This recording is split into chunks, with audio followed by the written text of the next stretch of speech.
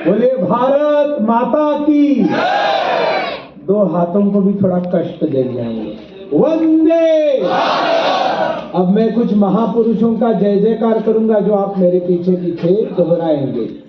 बोलिए रानी माँ गाइडिंग की।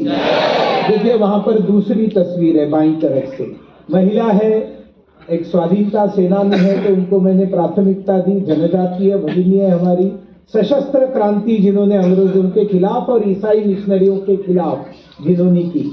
ऐसे ही एक क्रांतिवीर बाजू में है, भगवान बिरसा मुंडा। बोले भगवान बिरसा मुंडा की। प्रधानमंत्री नरेंद्र मोदी जी ने एक पहले ऐसे प्रधानमंत्री है जिन्होंने माल्यार्पण किया उस प्रतिमा का पार्लियामेंट के अंदर। उससे पहले किसी को ये सूझबूझ नहीं थी कि भगवान बिरसा मुंडा के तस्वीर को हार भी चढ़ाना चाहिए। मोदी जी ने चढ़ाया। उनके जन्मदिन को उन्होंने जनजाति गौरव दिवस कहा, फिर पखवाड़ा कहा, और अब ये पूरा वर्ष जनजाति गौरव दिवस करके हम लोग मना रहे हैं। ऐसे भगवान बिरसा मुंडा आपके सामने है। बाईं तरफ लाचित बड़फुकन है, जिनकी कहानी बहुत रोचक है, लेकिन आज तक दिल्ली में इतना कभी बड़ा कार्यक्रम नहीं हुआ था। जो डॉक्टर हिमंत विश्व शर्मा मुख्यमंत्री बनने के बाद विज्ञान भवन में एक भव्य कार्यक्रम प्रधानमंत्री जी के उपस्थिति में भगवान अपने लाचित बड़फुकन जी के ऊपर हुआ था। और एक बहुत प्रेरणादायी ऐसे एक अहोम राज्य के बहुत महान पराक्रमी सरदार, उनकी भी छवि आपके सामने है। एक कियांग नांगबा की छवि आपके सामने है, जो मेघालय का एक गरीब घर का लड़का जो अंग्रेजों को चैलेंज देता है, 10 साल उनके रात की नींद हराम करता है, और उसके बाद में अंग्रेज उनको फांसी पर चढ़ाते हैं। ऐसे कियांग नांगबा, तो दोनों की हम जय जयकार करेंगे।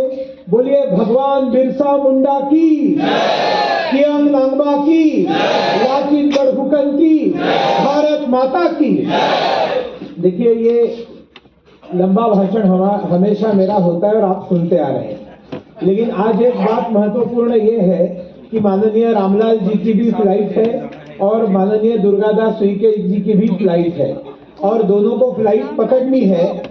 नहीं पकड़ पाए तो वो बाद में मुझे पकड़ लेंगे, जिसका कितना भयंकर परिणाम होगा वो आप समझ सकते हैं। तो इसलिए उन्होंने फ्लाइट पकड़ना जरूरी है, और ट्रैफिक कितना भयंकर है ये आप देख ही रहे हैं, है ना। तो इसलिए मैं अपने वाणी को बहुत संक्षेप में समाप्त करता हूं।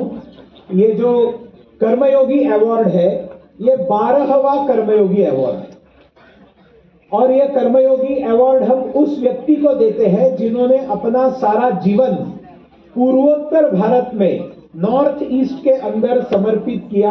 वो व्यक्ति नॉर्थ ईस्ट का हो चाहे नॉर्थ ईस्ट से बाहर जाकर उसने अपना जीवन लगाया हो, लेकिन पूर्वोत्तर भारत को प्रखर भारतीय राष्ट्रवाद में रखने के लिए जिन्होंने अपने जीवन का पूरा समय दिया है, तन मन धन दिया है, तो हमारे सामने डॉक्टर सुब्रमण्यम भारती कोणाले जी बैठे हुए हैं।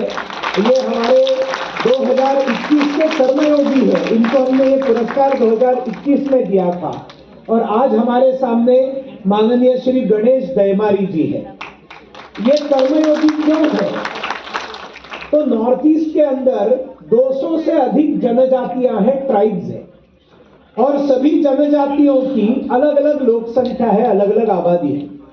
किसी की 500 है, किसी की 5 लाख है, किसी की 15 लाख 25 लाख है। जनजातियों की आबादी अलग अलग है, लेकिन उनकी भाषा अलग है, वेशभूषा अलग है, पूजा पद्धतियां अलग है। वो जो वस्त्र पहनते हैं उसके ऊपर जो उत्तरीय पहनते हैं वो उत्तरीय अलग है। वो जो घर बनाते हैं उस घर का डिजाइन अलग है, पूरी तरह से सब अलग है। लेकिन ये अलगता कैसे है? तो जैसे एक ही बगीचे के अंदर मिट्टी वही है,